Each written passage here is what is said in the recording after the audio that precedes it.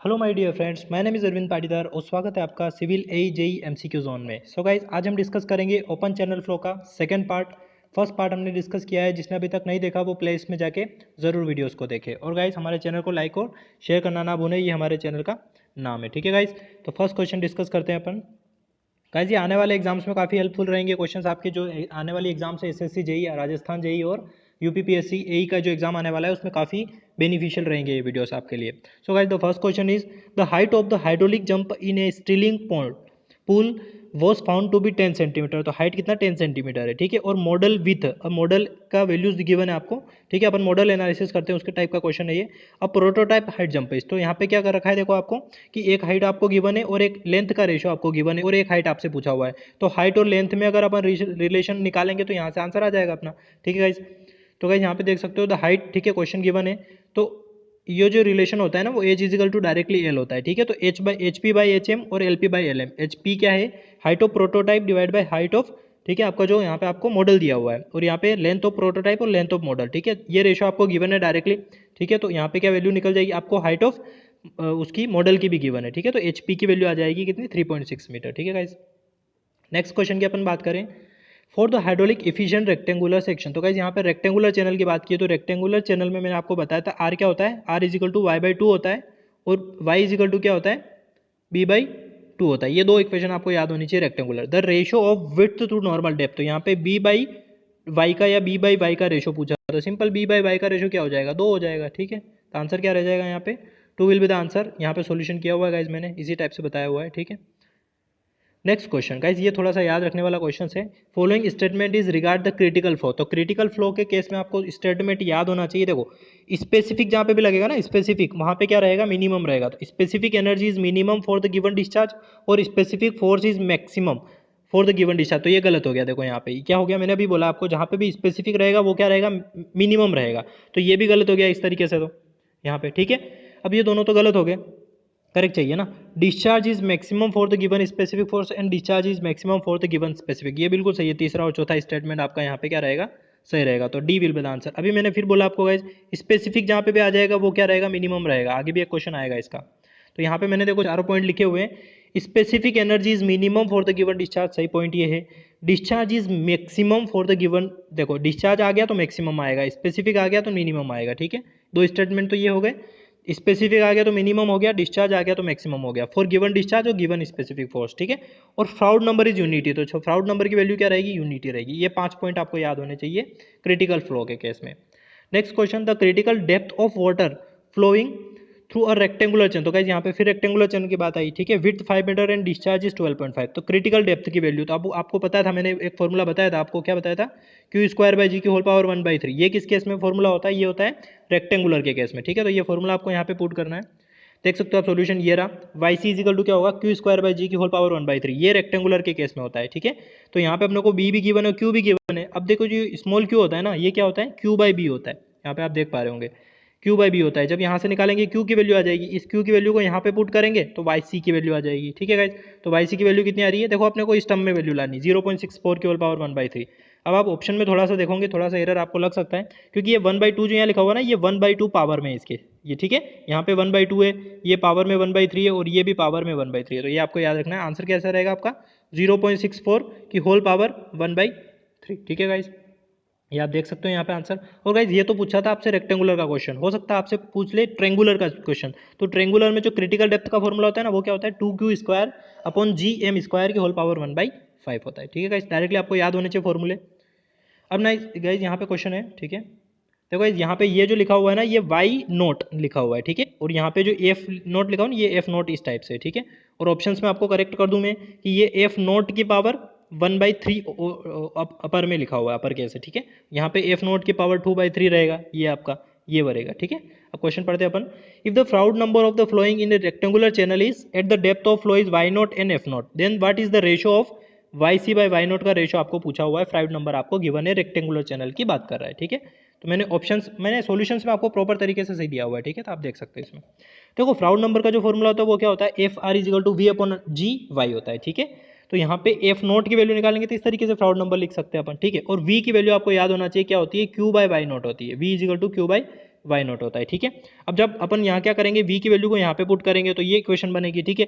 और जब इस इक्वेशन में अपने को एक इक्वेशन पता होती है, ठीक है, एक इक्वेशन क्या पता होती है, तो यहाँ पे गाइस अब देखो इक्वेशन नहीं, यहाँ पे अपने को क्या किया, ये इक्वेशन तो आ गई। अब इस वाई नोट की वैल्यू मैंने यहाँ से निकाली, ये वाई नोट की वैल्यू जब मैं निकालूंगा तो इक्वेशन नंबर 1 दिया है। अब मुझे एक इक्वेशन पता होती है रेक्टेंगुलर चैनल पे, अभी बताई थी मैंने आपको इससे पहले, क्रिटिकल डेप्थ की, क्या होती है, Y C is equal to Q square by G whole power 1/3, ठीक है। इन दोनों इक्वेशनों को मैं इक्वेट कर सकता हूँ क्योंकि वाई सी और वाई नोट एक तरीके से, ठीक है। अब मुझे क्या Y naught by Y C का रेशो निकालना है, ठीक है, तो डिवाइड कर दो एक तरीके से, तो Y C by Y note का जब मैं रेशो निकालने जाऊंगा तो मेरा रेशो क्या आएगा, यहाँ से ये जब वैल्यू कट आके एफ नोट की पावर 2/3 आएगा, तो क्या आएगा आंसर, एफ नोट की पावर 2/3, ठीक है। तो आंसर क्या हो जाएगा आपका यहाँ पे, F naught by 2/3, B will be the answer guys, ठीक है।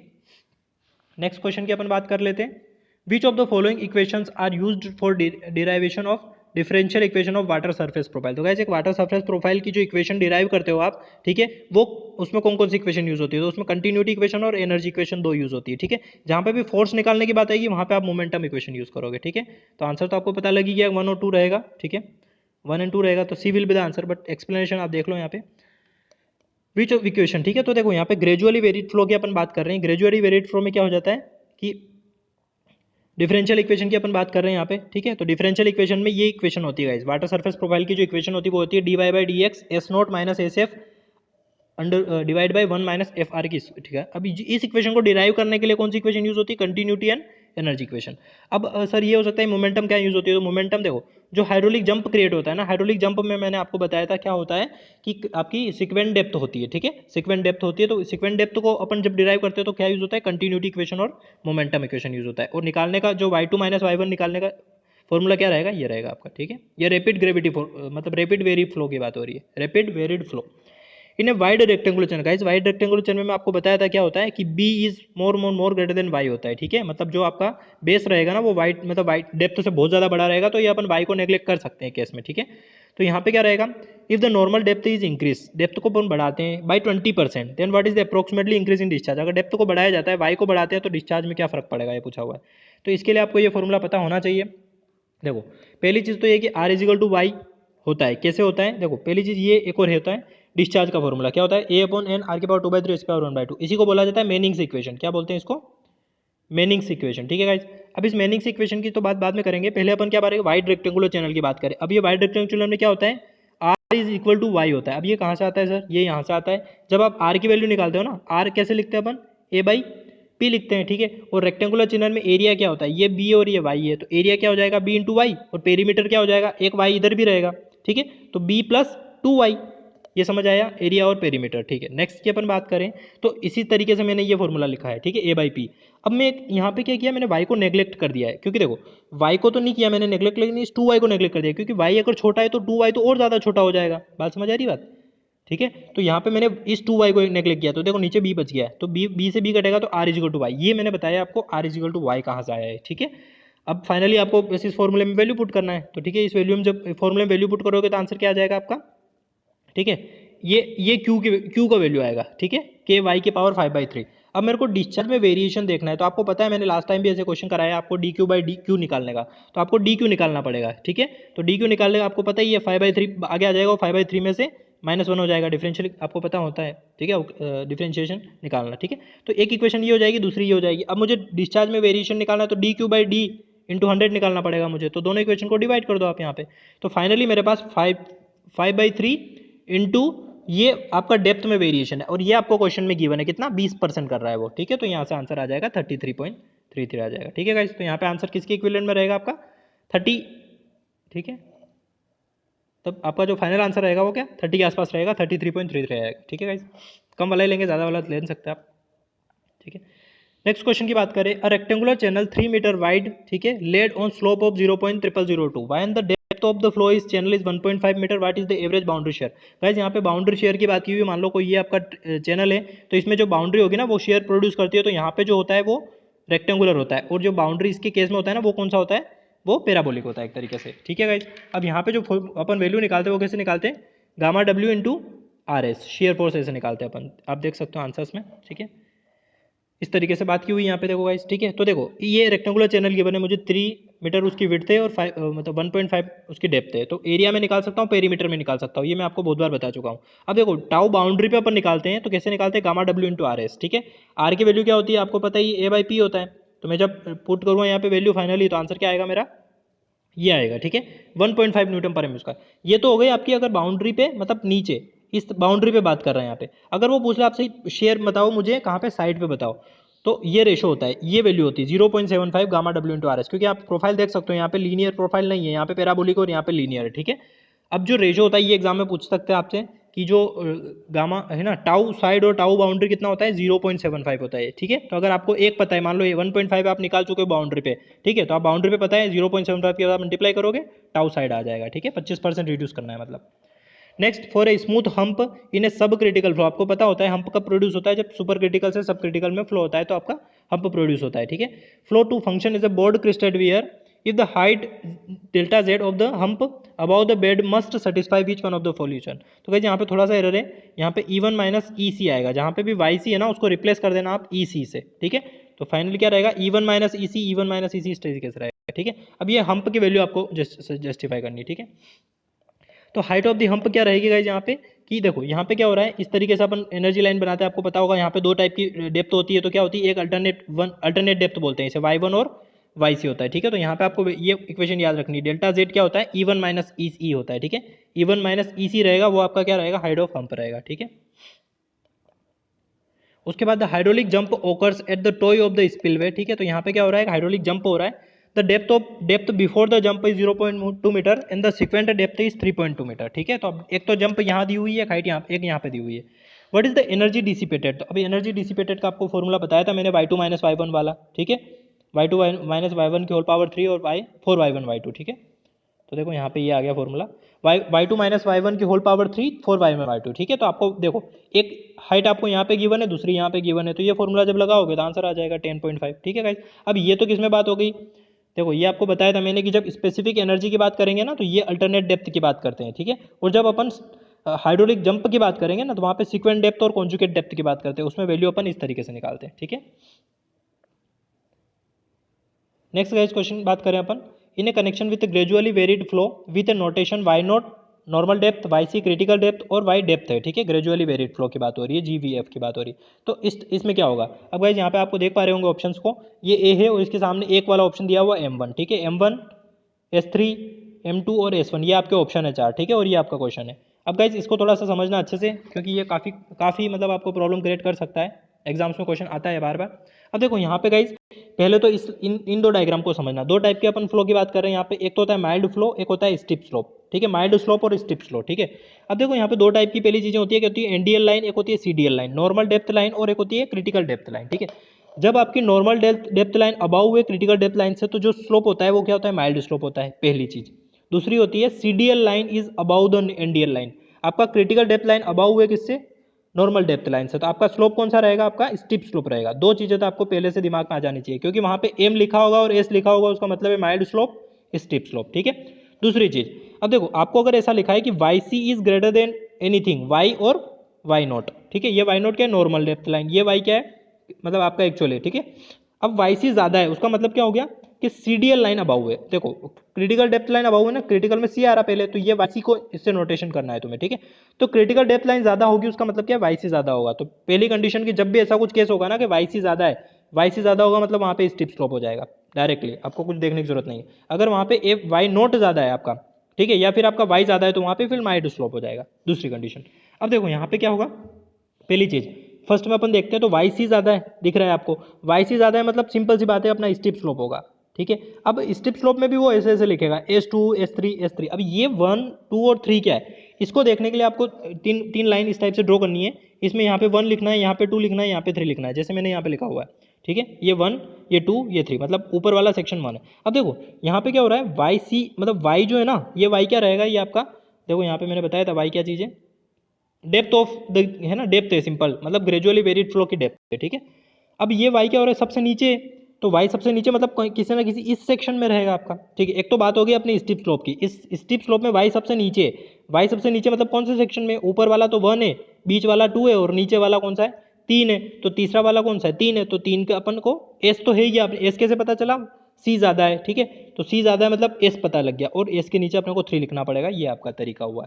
नेक्स्ट की अपन बात कर लेते हैं, आप देख सकते हो गाइस कि यहाँ पे वाई सी सबसे छोटा है, वाई सी सबसे छोटा है मतलब सिंपल सी बात है, स्टीप स्लोप तो नहीं होगा, माइल्ड स्लोप होगा। दूसरी चीज़, ये वाई कहाँ पे बीच में आ रहा है, देखो यहाँ पे वाई तीसरे नंबर पे आ रहा था इसलिए एस 3 लिखा था, यहाँ पे वाई दूसरे नंबर पे आ रहा है इसलिए अपने को क्या लिखना पड़ेगा, माइल्ड स्लोप दूसरा नंबर, डायरेक्टली आप उसी से देख सकते हो।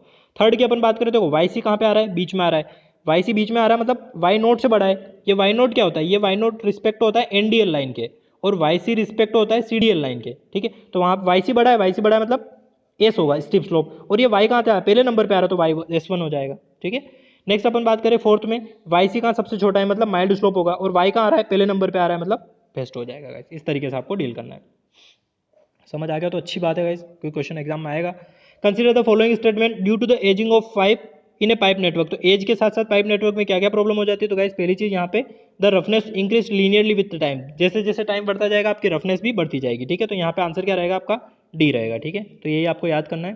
देखो स्मूथर नहीं होगा यहाँ पे, टाइम के साथ स्मूथ नहीं होगा पाइप, ठीक है। और रस्ट तो होगा एक्चुअली एक तरीके से, बट यहाँ पे जो अप्रोप्रिएट आंसर है वो आपका क्या रहेगा, फर्स्ट रहेगा, ठीक है। क्योंकि अगर अपन रस्टिंग को तो कम कर सकते हैं एक तरीके से, लेकिन ये तो आपका होगा ही होगा, रफनेस तो होगी उस टाइप की, क्योंकि यहाँ पे तो अपन पेंट्स वगैरह प्रॉपर तरीके से बनाने के बाद ही उसको डालते हैं, एक तरीके से यूज़ करते हैं, ठीक है। अब देखो ये क्वेश्चन फिर से आ गया, इसीलिए मैंने आपको वहाँ पे बात बताई थी। Consider following statement critical depth के लिए बात हो रही है यहाँ पे। देखो मैंने बताया था जहाँ पे भी स्पेसिफिक आ जाए वो मिनिमम होगा, तो भैया ठीक है, अच्छी बात, यहाँ पे मिनिमम दिख रहा है मुझे, ठीक है। स्पेसिफिक आ गया मतलब मिनिमम, सही बात है। डिस्चार्ज, डिस्चार्ज की बात थी तो मैक्सिमम आएगा, सही बात है। स्पेसिफिक फोर्स, ये भी मिनिमम होना चाहिए, सही बात है। फ्राउड नंबर यूनिटी होना चाहिए, सही बात है। तो यहाँ पे क्या है, चारों सही है, ठीक है। तो 1 2 3 4 कहाँ पे लिखा हुआ है guys, B will be the answer, ठीक है। B will be the answer यहाँ पे। Next question, for the hydraulic efficient rectangular channel, guys rectangular channel की बात आ गई, बेड विड्थ की बात हो रही है, तो आर इजिकल टू क्या होता है, y/2 होता है, और बी इजिकल टू क्या, आर इजिकल टू y/2 और बी इजिकल टू क्या बताया था गाइस मैंने, आर इजिकल टू b/2, ठीक है। वो आप निकाल सकते हो, आर इजिकल टू a/p से निकाल सकते हो आप, ठीक है गाइस। तो b इजिकल टू क्या निकालता है, y इजिकल टू b/2, ठीक है, और r इजिकल टू y/2, सही लिख रहा था मैं, ठीक है। r इजिकल टू y/2 और y इजिकल टू b/2 आपको याद होना चाहिए, ठीक है। तो देखो डेप्थ ऑफ फ्लो क्या रहेगा, y इजिकल टू b/2, तो यहाँ पे 4/2 आंसर आ जाएगा 2, ठीक है। ये तो बात किसकी थी, इस केस में रेक्टेंगुलर की थी। अगर आपसे पूछ ले ट्रेपोजोनल में क्या होगा, तो आपको ये फॉर्मूला पता होना चाहिए, t/2 क्या होता है, t क्या होगा ट्रेपोजोनल में, ये जो टॉप विड्थ होती है ये किसके बराबर होती है, इसको आधा करके मैं जब लिखता हूँ तो ये एक स्लोप के बराबर होती है, ठीक है। अब देखो गाइस यहाँ पे कुछ मैंने फोटोज डाल रखे हैं, उसमें आपको देखना है, ठीक है। ये काफ़ी इंपॉर्टेंट है, दोनों को बता रखा आपको, पाइप फ्लो और चैनल फ्लो के बीच में क्या डिफरेंसेस होते हैं, ठीक है। यहाँ पे फ्लो मतलब प्रेशर से होता है, पाइप के अंदर प्रेशर से होता है, ये ओपन चैनल फ्लो में होता है, ठीक है। यहाँ पे रेनॉल्ड्स नंबर की वैल्यूज गिवन है 2000, इसमें ये गिवन है, ठीक है। आप यहाँ पे ये पढ़ना है इसको अच्छे से। और ये भी ये काफ़ी इंपॉर्टेंट है गाइस, जिसको फॉर्मूले समझ नहीं आए थे वो यहाँ पे देख सकता है कि जो रेक्टेंगुलर होता है उसके केस में y इजिकल टू b/2 होता है, ठीक है। और यहाँ पे r इजिकल टू y/2 होता है, जो बार बार अपन बात कर रहे हैं। ट्रेंगुलर चैनल की बात करें तो थीटा 45 डिग्री होता है, ठीक है। और जो r की वैल्यू होती है y/2√2 होता है। ट्रेपोजोनल की बात करें तो यहाँ पे थीटा 60 डिग्री होता है, ठीक है। y r is equal to y/2 ही होता है, ठीक है। और एरिया यहाँ पे होता है, ये आप देख सकते हो गाइज, काफ़ी इंपॉर्टेंट स्लाइड है ये आपकी, मतलब यहाँ से हर बार क्वेश्चन आप समझ सकते हो कि आएगा ही आएगा, ठीक है। तो ये तो आपको याद होना ही चाहिए। यहाँ पे आप देख सकते हो ये भी, ठीक है। देखो यहाँ पे d इजिकल टू क्या होता है, a/t होता है, ठीक है। मतलब t इजिकल टू a/y होता है एक तरीके से, वही लिखा हुआ है यहाँ पे, ठीक है। नेक्स्ट क्वेश्चन, नेक्स्ट यहाँ पे फॉर्मूले से कुछ, ठीक है। यहाँ पे आप देख सकते हो ये फॉर्मूला आपने काफ़ी बार लिखा है, ये फॉर्मूला भी बताया था मैंने आपको, ठीक है। ये फॉर्मूला आपको बता चुका हूँ मैं, ठीक है। हाइड्रोलिक जंप के केस में ये फॉर्मूला आपको एनर्जी लॉस के केस में मैं बता चुका हूँ, ठीक है। इस फॉर्मूले के बेस भी क्वेश्चन अपन कर लिए, ठीक है गाइस। तो ये काफ़ी इंपॉर्टेंट स्लाइड्स आप देख सकते हो इनको। ओके गाइस, तो ये हमने 10 से 15 क्वेश्चन के करीब हमने डिस्कस किया ओपन चैनल फ्लो के 2 सेट्स में, हमने काफ़ी क्वेश्चन डिस्कस कर लिए ओपन चैनल फ्लो के। ये एग्जाम्स में क्वेश्चन आते हैं, चाहे वो गेट में हो, गेट में भी इसी लेवल के क्वेश्चन आ जाते हैं यहाँ से, ठीक है। तो आपको पढ़ना है अच्छे से इन क्वेश्चंस को, और अपने दोस्तों तक जरूर शेयर करें। अगर आपको कंटेंट अच्छा लगता है तो आपको शेयर करना है, अदरवाइज कोई दिक्कत नहीं है, ठीक है गाइस।